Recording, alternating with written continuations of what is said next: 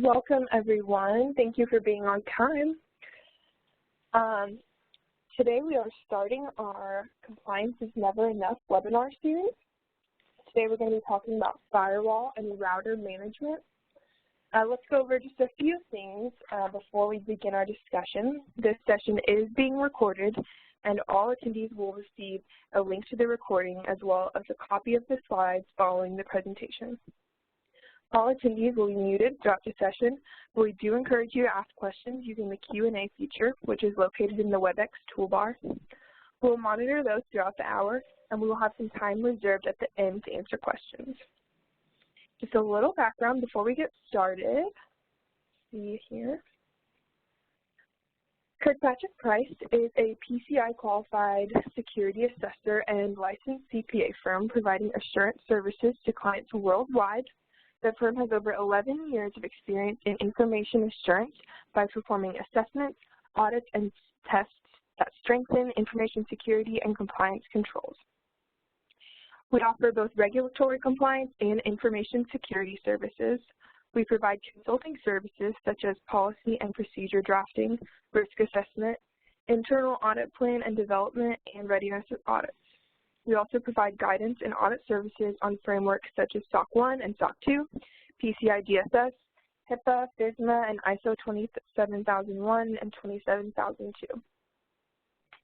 We also encourage you to stay connected with us by subscribing to our blog, visiting our library of recorded webinars, and following us on LinkedIn, Twitter, and Facebook so you never miss any important updates. And now I would like to introduce you to our speaker today, Jeff Wilder. He has over 15 years of experience in information security. Prior to Kirkpatrick Price, Jeff was a trainer for the PCI Security Standards Council, where he was responsible for educating individuals working towards becoming QSAs.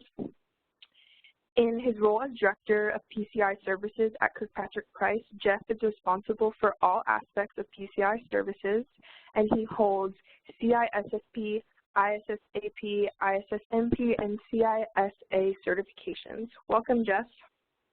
Thank you, Jenna. I appreciate that. So I want to thank everybody for joining the webinar series today. And before I get started, I just wanted to take a little bit of an introduction about this particular webinar series and why we've put it together. When you look at the industry as a whole, and you look at those organizations that have been breached, the Target breach, there was a big hospital breach about 2 years ago out of a large organization out of Tennessee.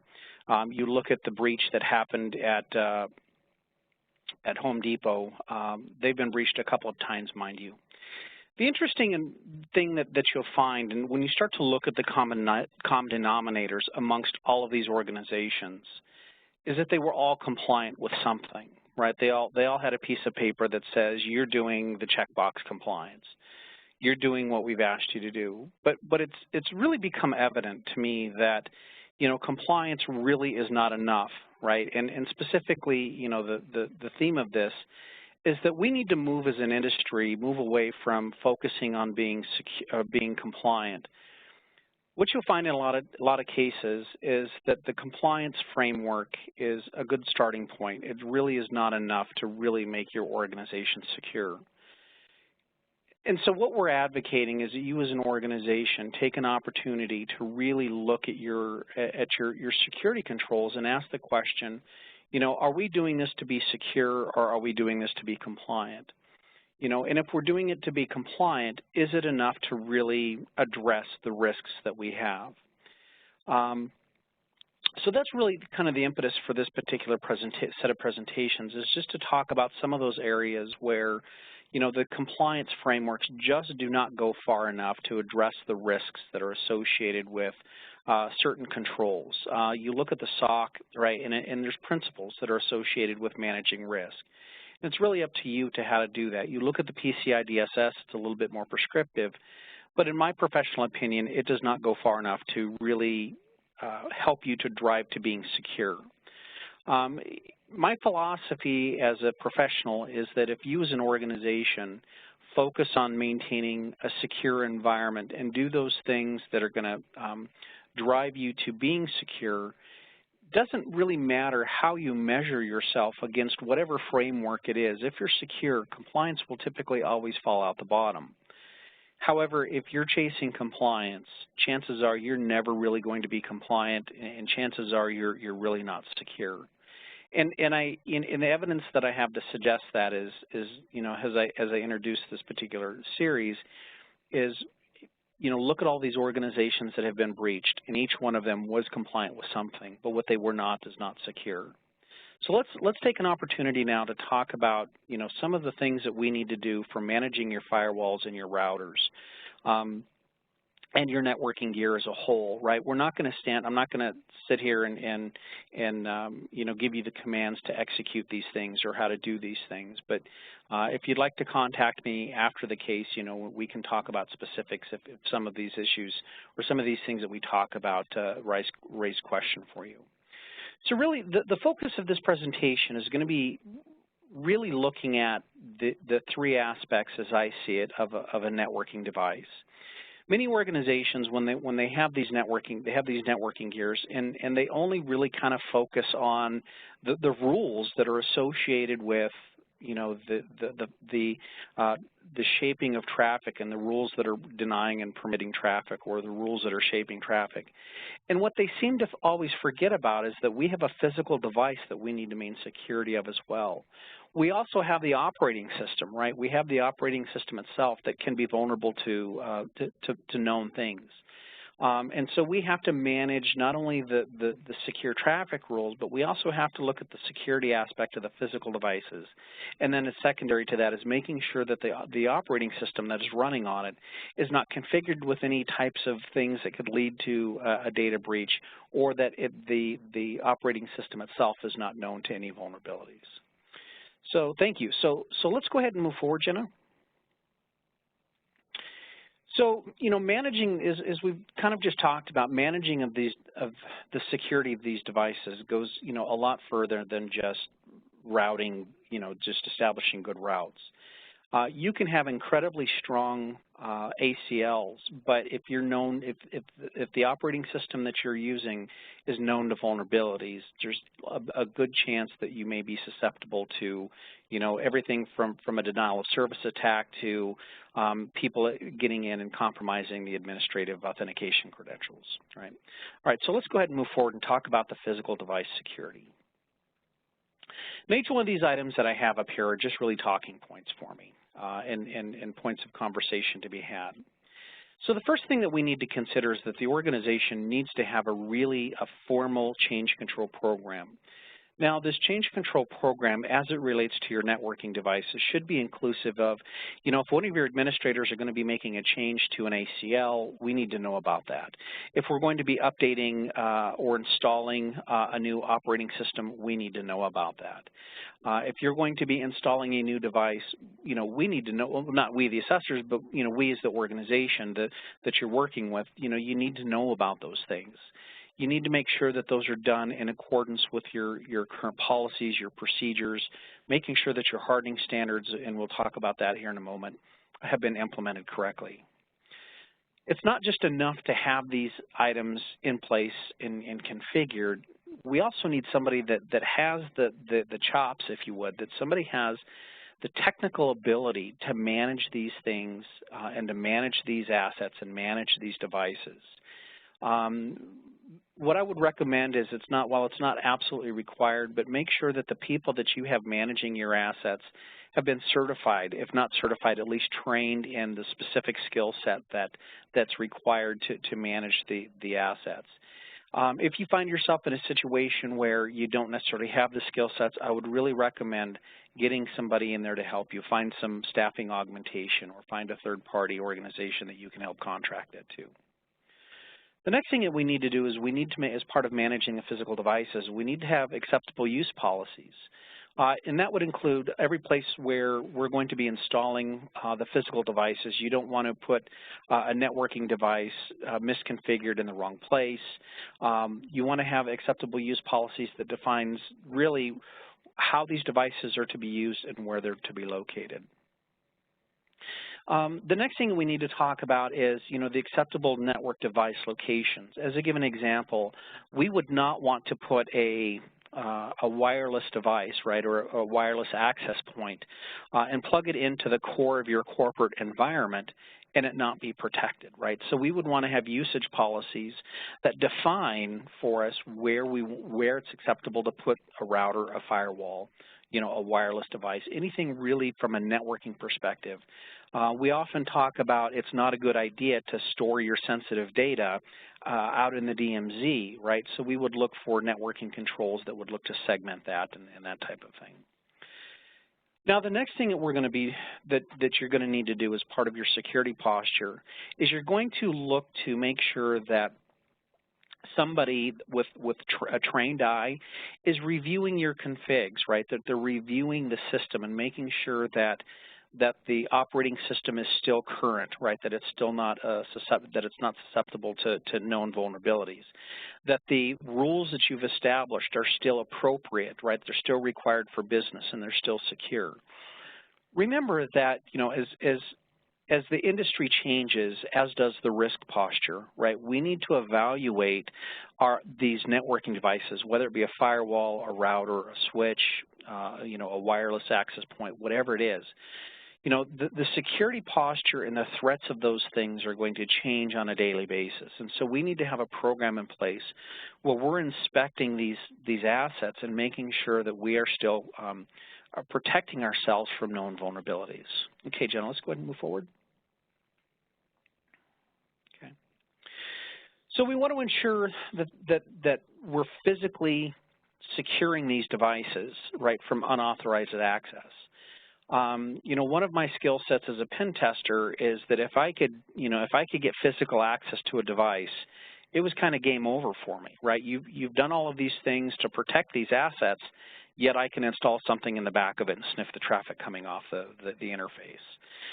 If I can get physical access to it, chances are, like in the Cisco world, I can reset the password on it, right? I can get physical access to it. I can get logical access. So we want to make sure that we're securing the physical access from those individuals that only require that. We need to make sure that we secure the cables, right, that connect in and out of the device. Once again, if I can put a vampire tap, or if I can do some port sniffing, or install a switch, a small 5-port switch in line with your router, and just sniff everything off of it, all your controls that you've established have been for naught. The next thing we need to talk about is we need to limit the access, who has access to console into it. Now, in a networking device, you're typically going to find one of 3 ways to get into the device. You're going to do a physical console, where you have a DB9 or a COM port cable that you plug into the back of it. You're going to perhaps telnet into it, or SSH, or some type of remote connectivity. And then the last way that we typically find organizations connect to these to the networking devices is through a web interface. Now, whatever means and method that you do that, you need to make sure that only those individuals who are authorized can get access. And so really what that means is, when we look at this from a security perspective, we look to make sure that if Tommy, Betty, Susie, John, whatever, or whomever, if they need access to those assets in order to perform their job, they should be able to do that. However, everybody else should be denied. Right, so when I'm working with an organization and talking to them about managing and maintaining a security posture, one of the things that we do is we look at that. How are you preventing these other individuals within the organization from accessing it? And typically the answer is, well, we do that through some type of authentication controls. That's a good start. That's a really good start. But ideally, if they don't need it, you should prevent them from even being able to access it, right? So what we would do is we would look to have some type of access control in place to prevent those subnets or those specific IPs or those specific individuals from ever being able to access that particular device to console in, okay? The next thing we want to talk about is to minimize your out-of-band processes. As an assessment organization, we deal with a lot of retail organizations. And what we find is in years past, I found that there was give you a perfect example of what I'm talking about here. There was an organization that had, it was a restaurant chain, and they had numerous restaurants throughout the United States, and where they were remote facilities, they had a modem connected to their, they had a dial-up modem connected to their routers. Whenever they needed administration access, they would dial in, the modem would answer, and they would have console access into the router to do what they needed to do. That led to the compromise of that organization. So if there are other means that you have within your organization that are considered what we call out of band, right? We need to limit those as much as we possibly can to minimize the exposure to those assets from some type of attack. If that type of thing is required, just make sure that you have appropriate logging in place. Make sure that you're watching the traffic. Make sure that you know exactly who's going in there, how that's happening. Okay. All right, Jenna, let's go ahead and move forward. All right. So the next thing we want to talk a little bit about is managing the operating system. Okay. So from managing the operating system, we have a lot of things that we need to talk about. The first thing we need to do is we need to limit the logical access to the operating system. Now, as part of when we look at the operating system, that includes physical access, and that also means that we're limiting who can console in, who can authenticate into the device. Okay, so we want to make sure that in limiting this, once again, it's the policy of least privileges. Everybody has what they need to do, but they have nothing more than that. Now, the next thing is really important is that you as an organization maintain a set of hardening standards. Now, even if you're one or two people within your organization, that's fine, right? We get that you're small and that you may not see or appreciate the value of having hardening standards. But understand that the industry has already vetted the types of controls that you need to apply to your systems. And so having these set of hardening standards is not just something that just about every compliance framework requires you to have, but really the intent behind this is for you to have done that analysis and look at, are my firewalls and routers configured according to best practices? Are they configured, meeting a secure standard? There's a lot of organizations that produce these documents. There's no need for you to go out and generate these from scratch.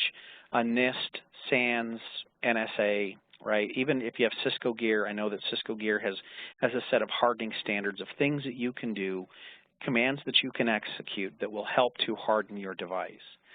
Now, the other thing is we talked about doing reviews of your firewalls, right? One of the things that you're going to want to do is review these hardening standards and making sure that if there's been a new evolution or a new change or something has come up within the security industry that's caused a change to these hardening practices, that you then incorporate that into your documentation.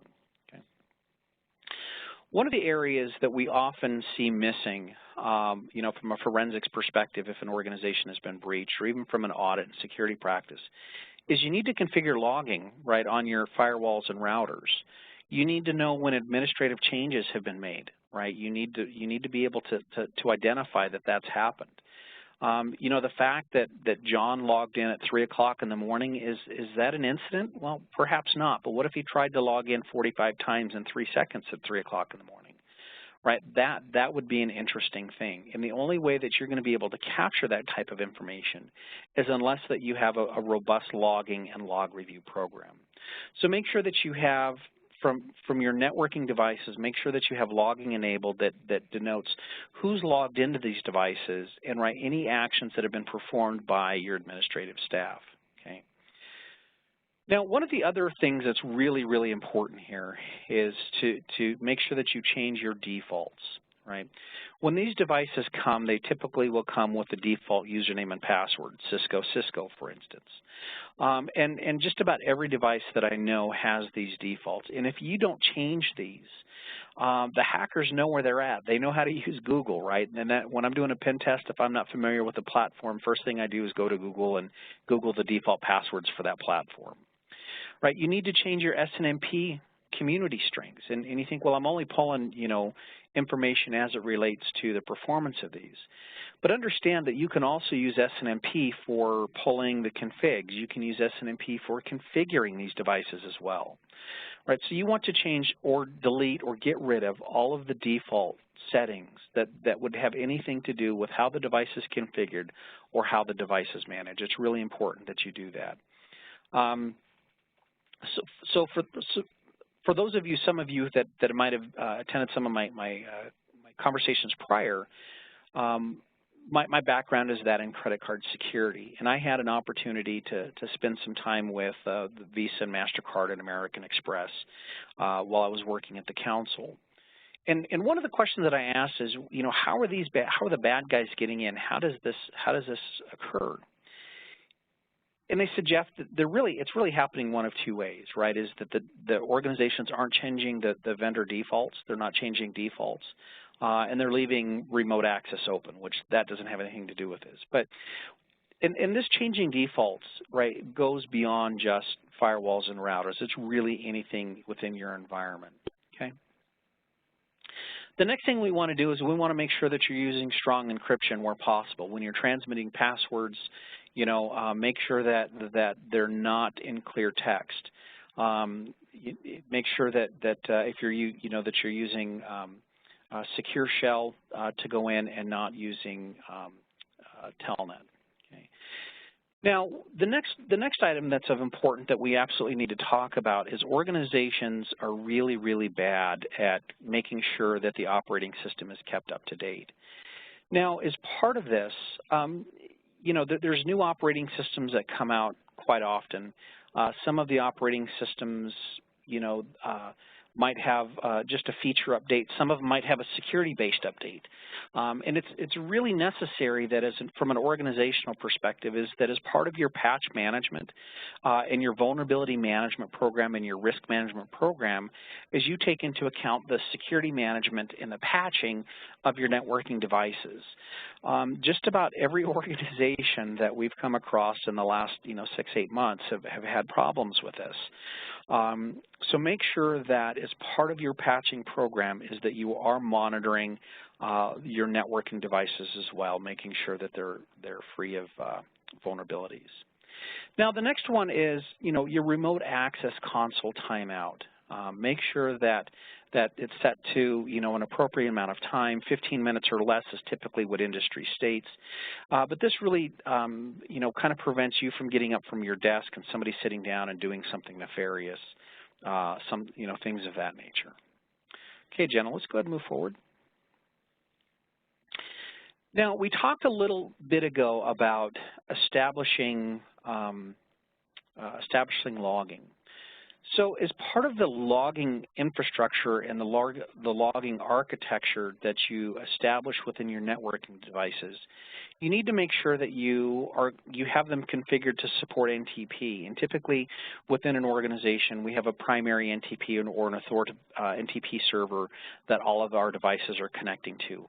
Make sure that as part of your infrastructure, part of your hardening standards that we just talked about, that you're also setting your devices up to support NTP so that when a log is created, we can generate a chronological event of things that have occurred from a forensics perspective.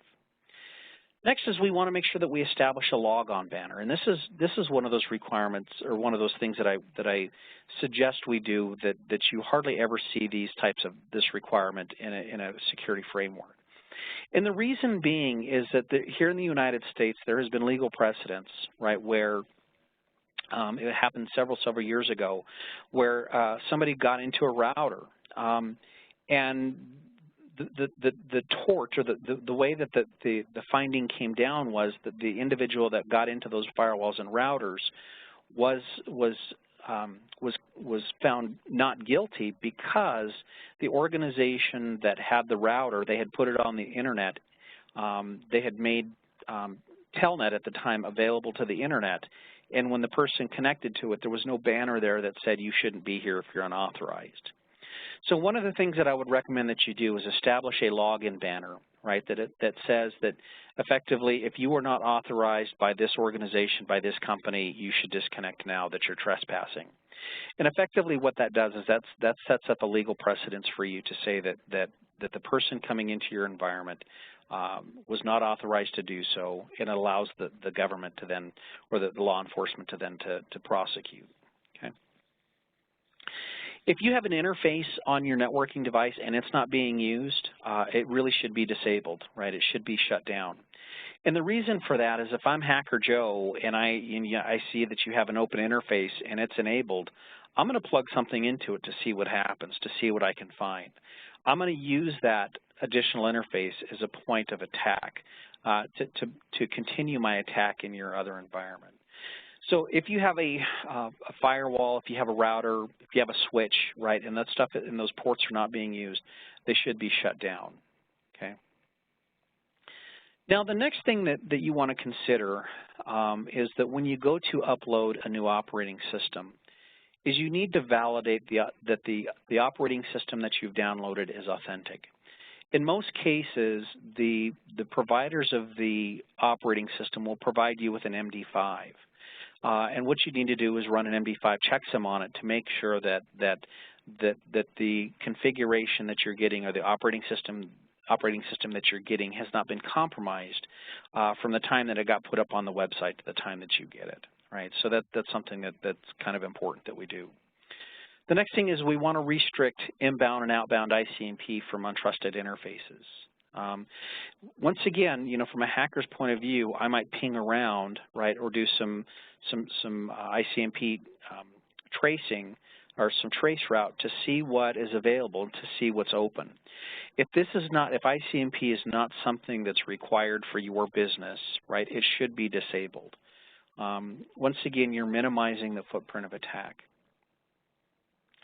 Now, there's an attack in the industry called a spoof, and effectively what it allows an attacker to do is that they can change the source address or the source IP of their packet coming from the internet to mimic that of your internal address space. So if you're on a 192.168, a 72.16, or a 10.0, on your external interface from the internet coming in, right, you should have a rule that says, in most cases, if it's a GUI interface, there's just a little checkbox that says anti-spoofing enabled, right, that's checked. Or if a command line, you're going to want to see on the all external interfaces coming in a set of rules that says deny the 192.168, 172.16, the 10.0 network.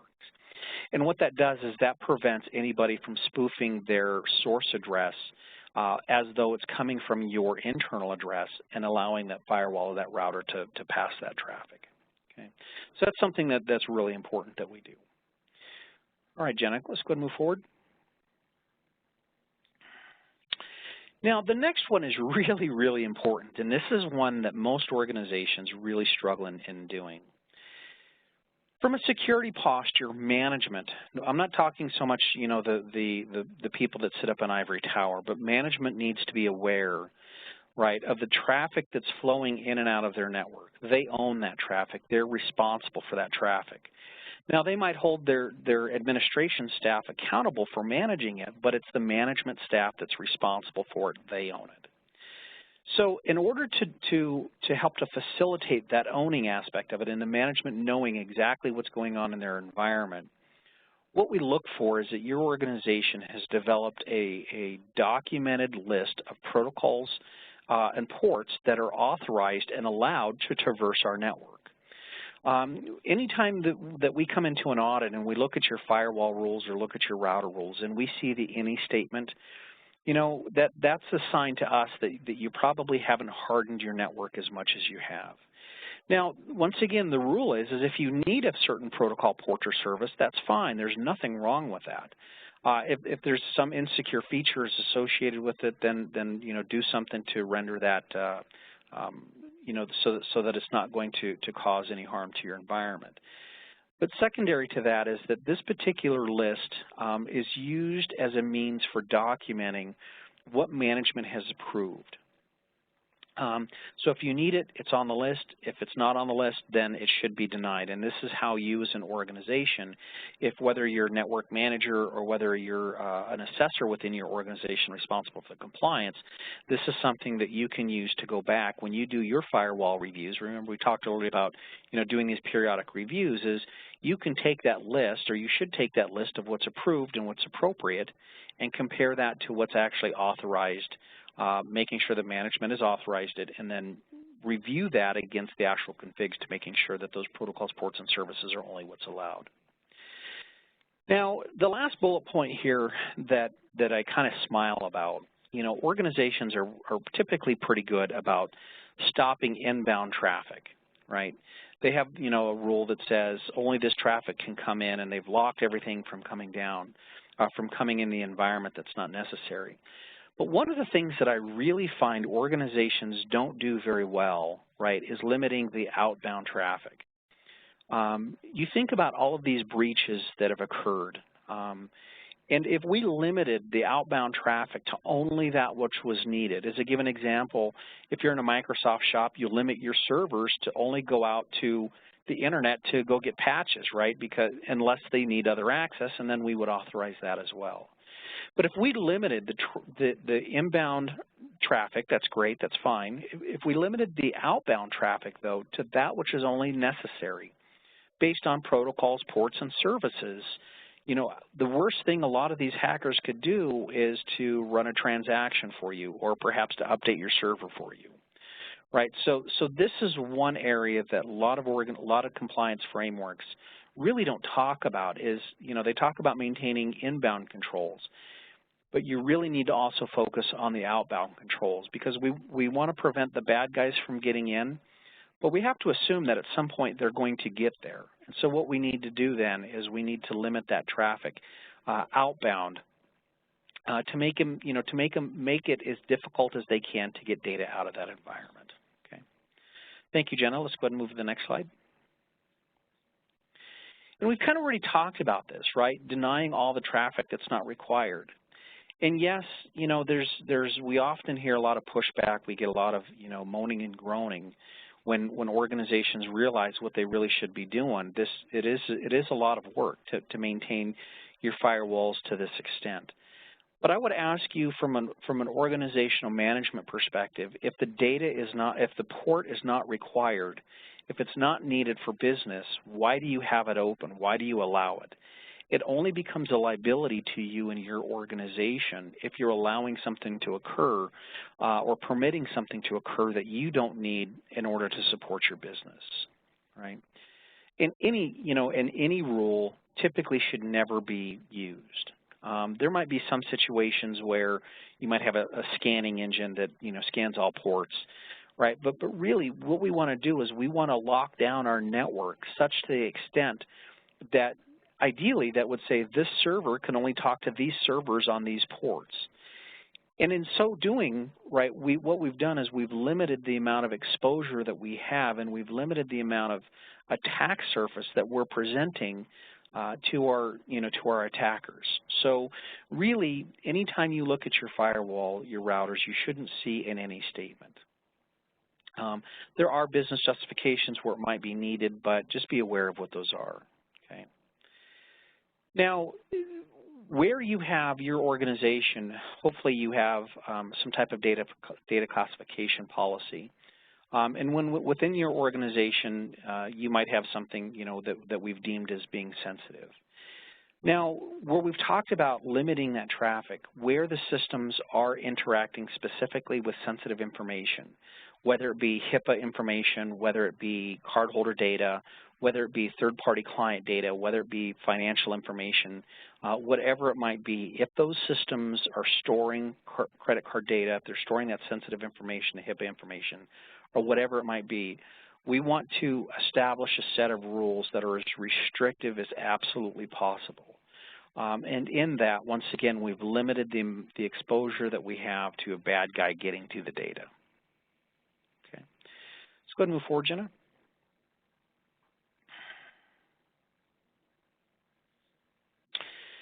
So we have a couple of sites that we'll typically provide to our end clients for some additional resources. The CIS benchmarking is really a good place where you can go to identify, what is a good hardening standard. They have tools available that you can use. There's PDFs. There's a great deal of information that you can use for determining, the particular configuration. Are you meeting a certain standard? Here's this is my personal email address here at Kirkpatrick Price. And I would welcome anybody sending me any emails if you have any questions or concerns, or just need some general information or need some more information on some of these things that we've talked about. Please take an opportunity to reach out to me. I'm here to support the community. I'm here to support you. So please, if this presentation will be made available to you within a couple of days, I believe. I'll let Jenna speak to that here in a moment. But my contact information is available to you should you need to get a hold of me. Okay, Jenna, let's go ahead and move forward. So, Jenna, did we have any questions? We had a couple. How necessary is it, or is it necessary to upgrade to the most current version of your router operating system? That's a really good question. That's a really good question. So, and I'm going to speak about Cisco specifically here. You look at Cisco, and they have, within a specific version of operating system, they might have 10 or 15 different flavors for, a Cisco iOS. And it's not always necessary, just because there's a new version there does not necessarily mean that you have to upgrade. You are only really required to upgrade to the newest version, right, or to a clean version if the operating system that you are running is known to be vulnerable to certain things. Now, when you look at a lot of the vulnerabilities, a really great place for identifying vulnerabilities is the NVD, National Vulnerability Database, right? So go there and you can search for the vulnerabilities that are associated with your iOS. In a lot of cases, you're going to see that many of the vulnerabilities that are known to the networking devices are based on a denial of service or a DOS attack. And in those situations, we're not really overly concerned about, upgrading it because of a DOS attack. If availability is something that you need because of HIPAA, if it's something that you need, because of a contractual requirement, then it should be upgraded. But really, the upgrading should be based on, the security primarily, and then availability secondary to that. So when we look at the iOS, if there's a feature set that's vulnerable within the iOS that you're running, but you're not using that feature set, it's not necessary. So the answer is really kind of ambiguous, right? If you are running a vulnerable version and you are impacted by that vulnerability, then it's required that you update. But short of that, it's not necessary. So good question. Thank you. Did we have any others? I know that you talked about the Center for Internet Security, but are there any other tools or resources that you can think of to kind of help know if someone has managed securely and correctly? That is really another good question. One of the other auditing tools that we use here at Kirkpatrick Price is a tool called NIPPER, N-I-P-P-E-R. And NIPPER is a tool set that is produced by a company, I believe they're out of Britain, by the name of Titania. And the NIPPER tool set, what's interesting about that is it can run just about any operating system that I've ever encountered. I can feed the config to the, and it will spit out, here's your configs review, here's your operating system review, here are the known vulnerabilities. So it's not the panacea, but it's a really good tool to assess whether or not you're doing the right things. And if you don't necessarily have, if you don't have your CCNA or you're not intimately familiar with how to audit a router, get a hold of it's called a RAT, a router assessment tool, right, such as the one from Nipper or Nipper from Titania is the one that we've chosen here.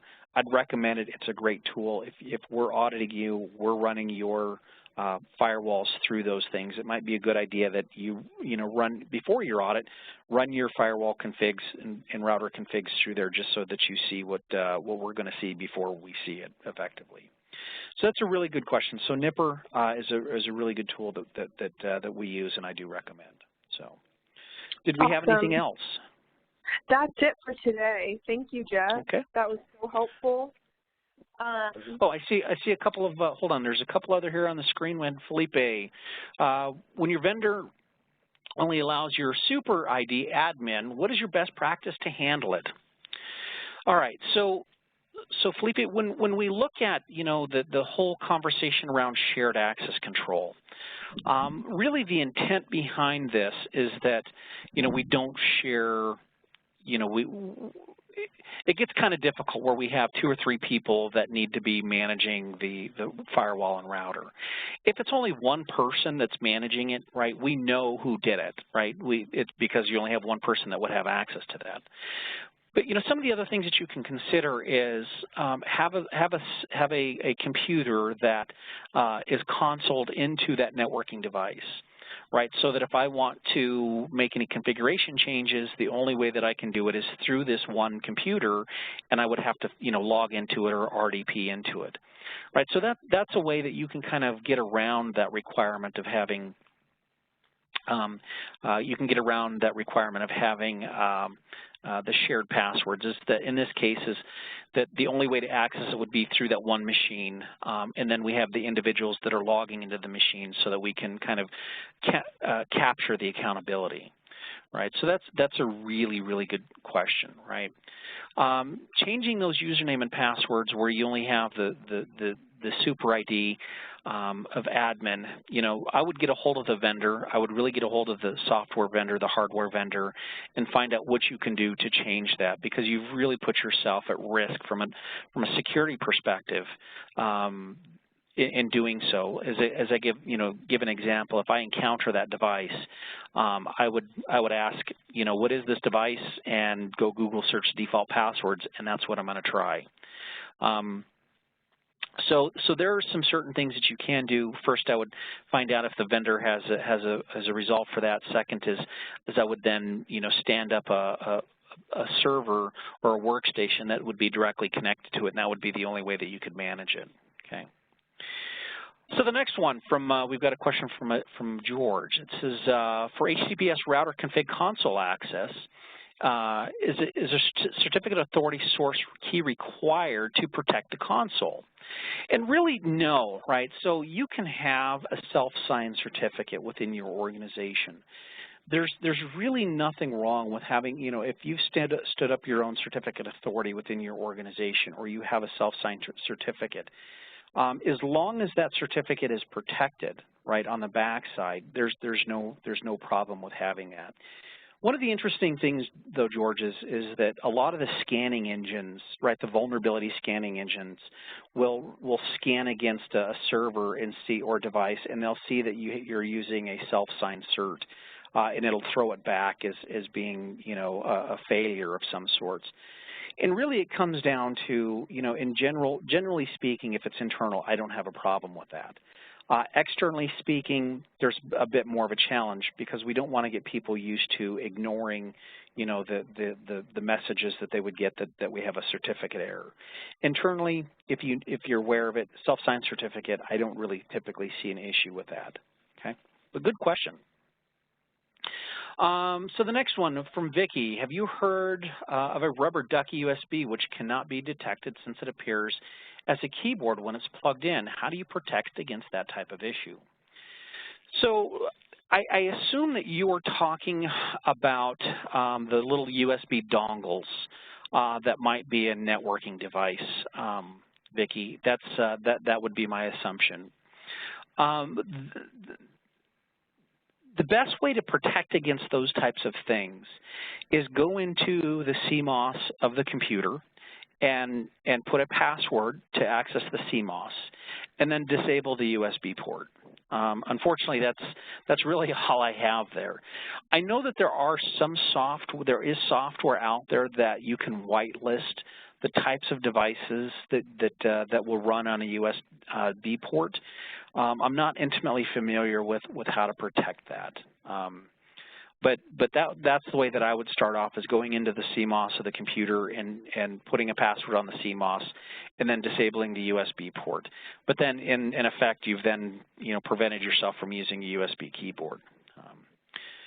So unfortunately, Vicki, that's all I've got. If you want to give me a call or drop me a line after this, I'd be more than happy to spend some time to flush that out for you. Okay. Good question, though. Really good question.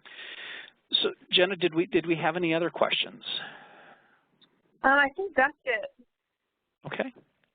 Thank you. All right. Well, I want to thank everybody for spending part of your afternoon with us. I do enjoy these, and like I said, I'm here to support you and here to help you through your compliance and security efforts. Please give me a call if you have any questions. Drop me an email. If you'd like to get a hold of the presentation, I'm sure that Jenna will let us know how that's done here in a few minutes. So, Jenna, back to you. Yes, look in your email tomorrow. By the end of the week, we'll definitely get out a copy of the slides and the recording. So be looking for that in your inbox. And registration is already available on our website for the next webinar in this series. We'll be talking about hardening and system patching. That'll be on March 15th at the same time, 12 o'clock Central, 1 o'clock Eastern. And that registration is easy to find on our website, but it'll also be in the email that will come this week. So thank you for joining us, everyone. We hope that it's been helpful, and have a great rest of your day. Thank you. Bye.